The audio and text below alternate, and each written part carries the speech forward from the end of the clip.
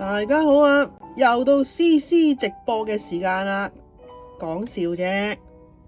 今次呢，特登想開個少少嘅直播呢，去同大家傾下偈。唔係直播，呢個係預先錄影啊。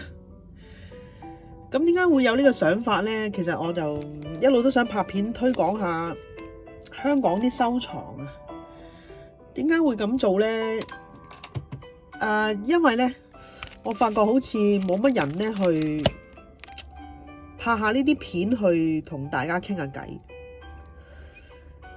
咁今次呢，拍片嘅主題呢，其實想推廣下一個活動俾大家。咁就係平時呢，我哋香港嘅錢幣展啊。咁點解要推廣下呢個錢幣展呢？首先呢，我梗係有擺檔啦。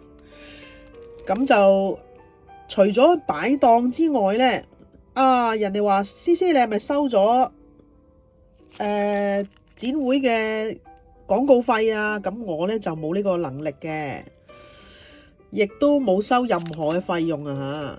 只不過想講下，以前呢，其實我哋玩收藏嘅時候呢，好中意去行錢幣展嘅。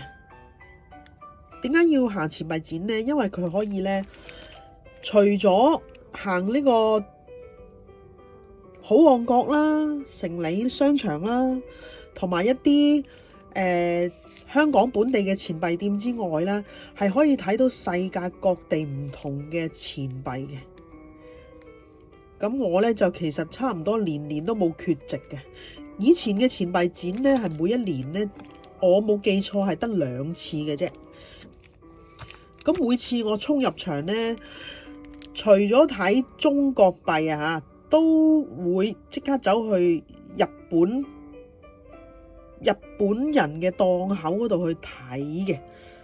咁我就梗係冇乜錢買啦，通常都係買呢啲雜碎嘅啫。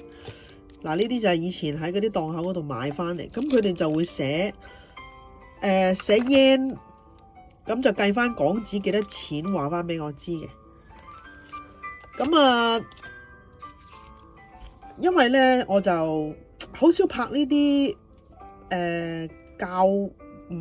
叫做探討呢啲問題嘅片啊，所以有啲咩做不足嘅話，大家可以提醒下我。